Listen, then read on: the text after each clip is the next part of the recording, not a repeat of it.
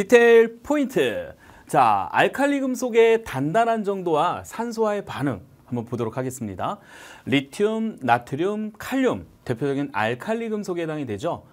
일족 원소에 해당되는 수소를 제외한 일족 원소에 해당되는 그러한 금속들을 알칼리 금속이라고 얘기를 합니다.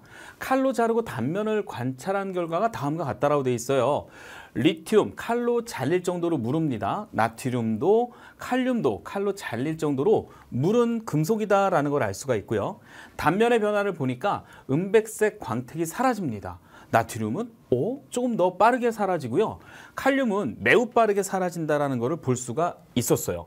자, 이 결과를 통해서 알 수 있는 것은 첫 번째, 알칼리 금속은 칼로 자를 수 있을 정도로 무른 금속이다.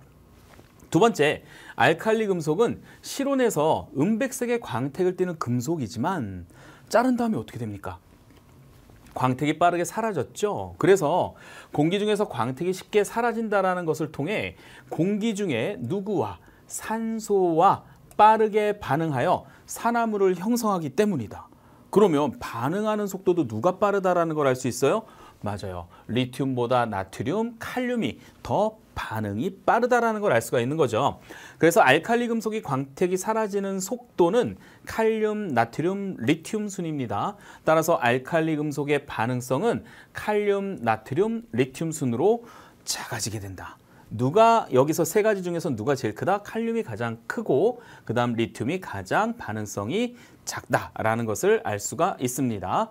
자, 디테일 업 한번 여기 내용을 보도록 할게요. 알칼리 금속을 칼로 잘라 단면의 광택이 사라지는 정도를 관찰하는 까닭은 알칼리 금속의 무른 정도도 알 수 있지만 각 금속과 산소와의 반응 정도를 확인하는 부분도 활용이 될 수 있어요. 그래서 이 두 가지를 모두 다 확인하는 실험이 칼로 잘라보는 실험이었다라는 거를 기억해 주시면 됩니다.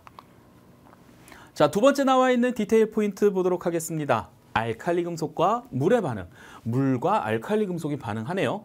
자, 새 비커에 물을 3분의 1 정도 넣고 페놀프탈레인 용액을 한두 방울씩 떨어뜨린 다음 쌀알 크기 정도의 리튬, 나트륨, 칼륨을 각각 비커에 넣고 반응을 관찰한 결과가 다음과 같았습니다.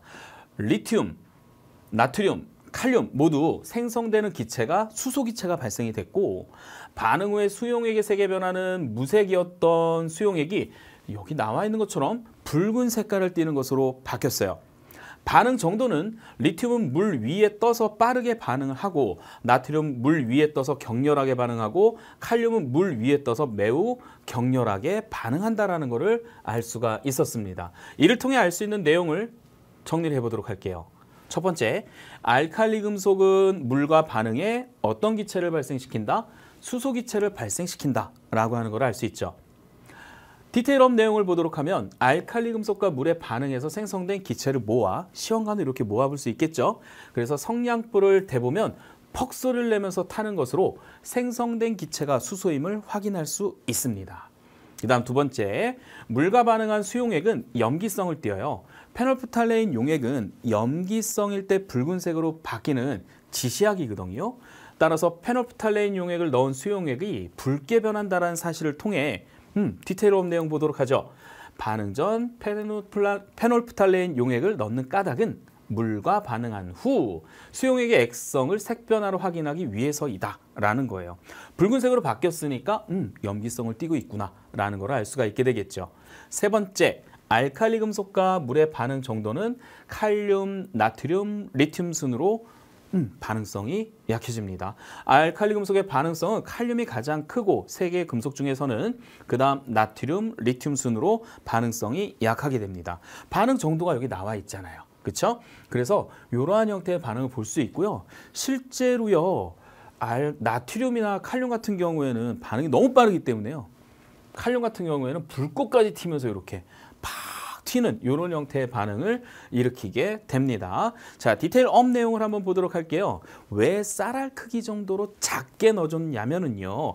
알칼리 금속을 이러한 크기로 넣는 까닭은 알칼리 금속이 물과 반응성이 매우 커서 많은 양의 금속을 물과 반응시키면 위험하기 때문이에요.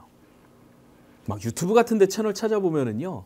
알칼리 금속을 물에다 이렇게 막 넣어서 하는 그러한 실험하는 거 나오거든요. 엄청 반응성이 큽니다. 그렇기 때문에 실제로 우리 친구들이 학교에서 이 실험을 한다라고 하더라도요. 정말 쌀알 크기, 좁쌀 크기 정도의 이러한 금속으로 잘라가지고 넣어줘야 되는 게 맞아요. 안 그러면 펑 튑니다. 정말 위험한 실험 중에 하나가 될 수 있어요. 특히 칼륨 같은 경우에는 그러한 결과가 많이 나오기도 합니다.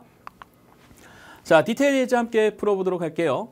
알칼리 금속의 굳기와 산소와의 반응 정도를 알아보는 실험에 대한 설명으로 옳은 것은 O, 옳지 않은 것은 X로 표시하시오.